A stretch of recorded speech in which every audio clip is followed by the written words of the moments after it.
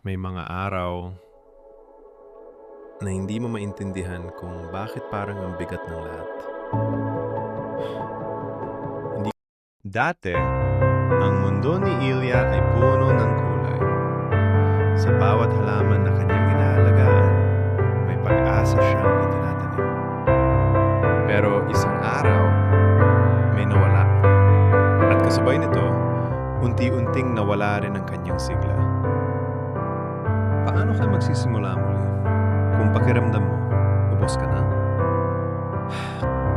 Ngunit isang umaga, may napansin siya. Isang maliit na yuspong, mahina, pero buhay. At sa sandaling iyon, may tumulong sa kanyang puso.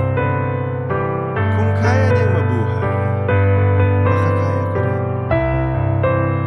Hindi pa siya buo, hindi pa siya okay. Pero gumalaw siya. At doon, nagsimula muli. Sa bawat maliit na hakbang, unti-unti niyang binubuo ang sarili niya. Ayon kay Martin Seligman, ang paglika ay hindi lang talento. Ito ay paraan para makahanap ng kahulugan. Hindi na ibalik ang dati, pero may bagong tumubog.